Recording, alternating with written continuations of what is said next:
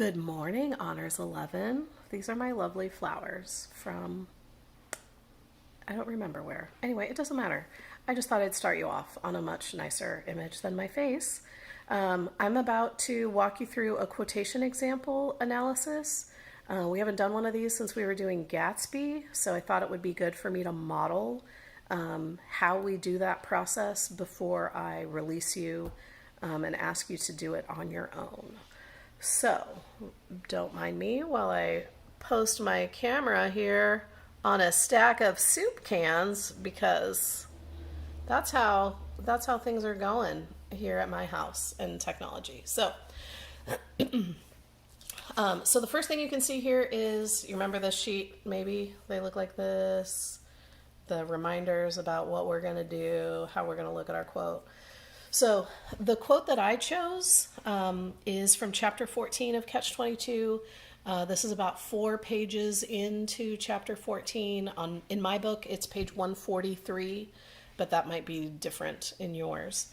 And so at this point in the book, right, we want to start by what's going on, right? What's going on in the passage? So this is right after everybody's landed.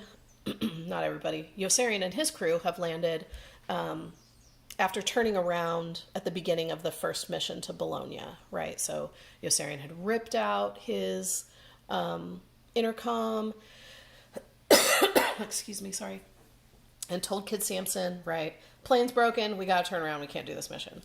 And we know that he did that because of his fear, right? So a few paragraphs later, he gets back to base, he goes to his tent, he changes clothes, and he decides that he wants to go to the beach.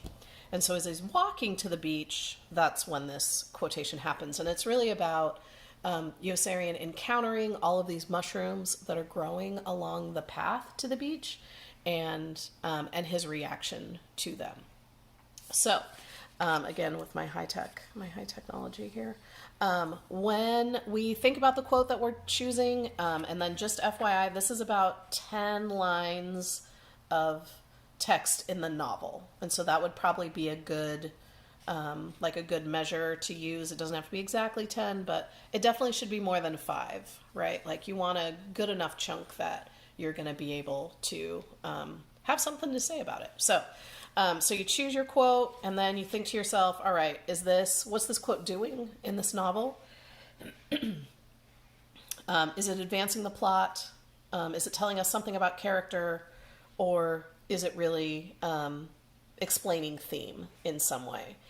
With the ultimate goal of being able to explain what's the author's purpose with this particular passage, and how can this one passage... I don't know why I'm writing this down, but it feels important. One passage, how can it reveal the novel as a whole in some way, right? So, basing this on our belief that good writers don't waste words, we know that every passage matters in building whatever effect it is that they're trying to accomplish with this novel. So, in my case, I went through mine and I decided, that's what the dots here are for. This is character, right? This is telling us something more about Yossarian, in particular, emphasizing his fear of death. But that really gets at one of the larger themes of the novel as well, which is what it is that we ask soldiers to do when they go to war. And if, as we've seen with the hospital, like chapter 17 that talks about death a lot, if death is guaranteed anyway, and it's all around us, why should people have to be forced to go into situations or circumstances where their chances of dying are even greater, which is kind of what Yossarian's dealing with. So, all right. So in this passage, what I noticed is that there's a lot of language that seems to reflect or kind of create imagery that's a little bit like a horror movie or like a scene in a book. So the first thing that I notice is that Yossarian describes these mushrooms as appearing suddenly. So that leads me to believe that he's walked this path before, and I guess the mushrooms didn't used to be there, and now they are. They're on both sides of the path, so that starts to give us the sense that he's surrounded, right? And he describes them as having been spawned by the rain, and now they are poking their nodular fingers up through the clammy earth, like lifeless stalks of flesh. This is all very much imagery that sounds like corpses crawling out of the ground, right? We're talking about mushrooms, but they're being described like fingers. Clammy earth obviously gives us a little bit of a feeling like a grave, and they represent lifeless stalks of flesh. So when we think about the fact that mushrooms, of course, grow because of dead stuff, right? That's what feeds them. The symbolism here becomes, I think, pretty clear that Heller is using these mushrooms to represent a larger idea than just Yossarian's fear, although that's certainly what's going on here. Okay, so the mushrooms are also sprouting in necrotic profusion. Necrotic means necrophiliac.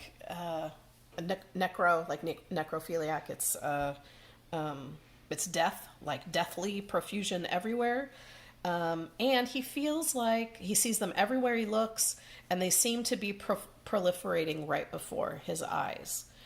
So if these mushrooms now are starting to feel like corpses, what we start to think about is the fact that Yossarian's in a situation where he's encountering corpses quite a bit, right?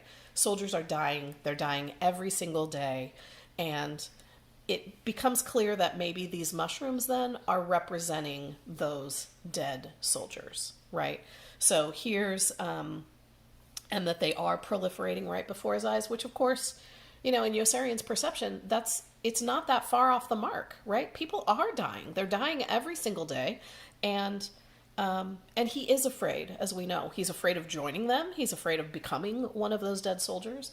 But I also think, there's some complexity to that fear also about, one of the things we know, for instance, that many soldiers experience is survival guilt, which is, why did I stay alive when my friends died? There doesn't seem to be any clear rationale for it.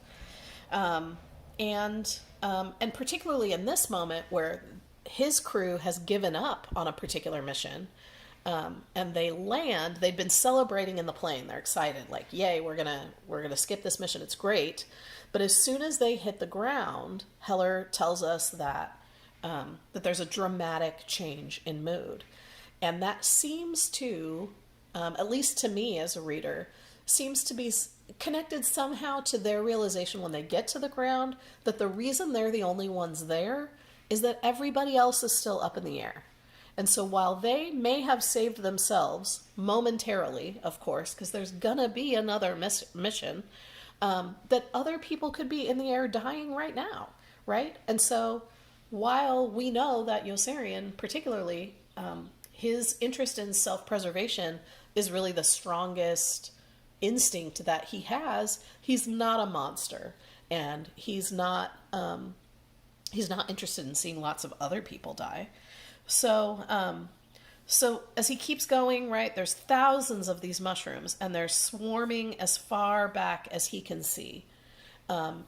This, again, kind of connects to or references that idea that we know Yossarian has become, like, just overcome, right? Death is the only thing he can think about. It's the only thing he can see.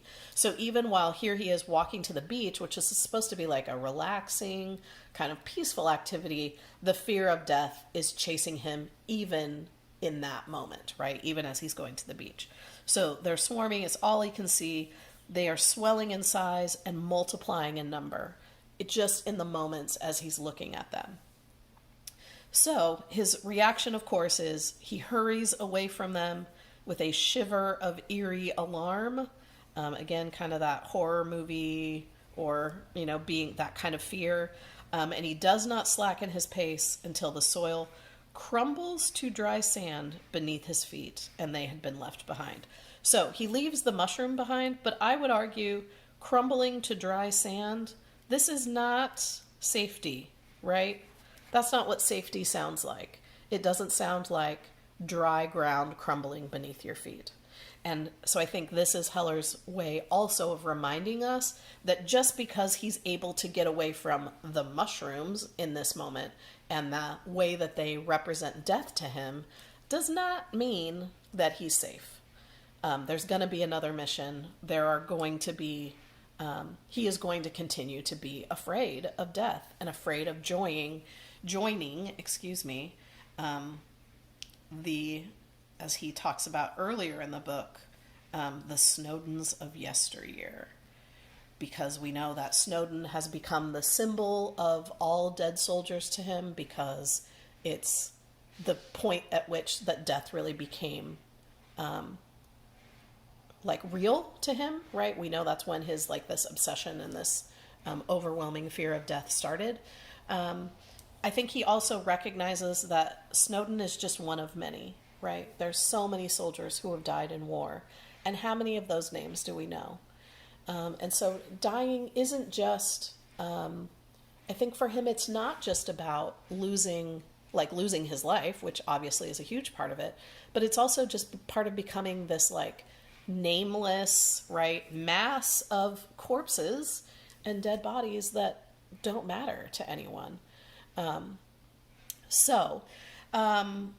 What you can find now, I'm going to I'm posting this video, it's how you're watching it, obviously. But I'm also going to post the paper that I wrote. So, wanting you to have a good, a model to use. So I spent several days working on a paper for this. It's good practice for me, right? I don't write too many papers these days. So you'll have that to look at. Your assignment is that you're going to choose a quote from Catch-22 to analyze like this. So again, think about, probably 7 to 12-ish lines of text in the novel. It can be anywhere in the book that you'd like. If you've read ahead, awesome. If you want to go back to somewhere in the beginning, that's also fine. The only lines you cannot use are these ones.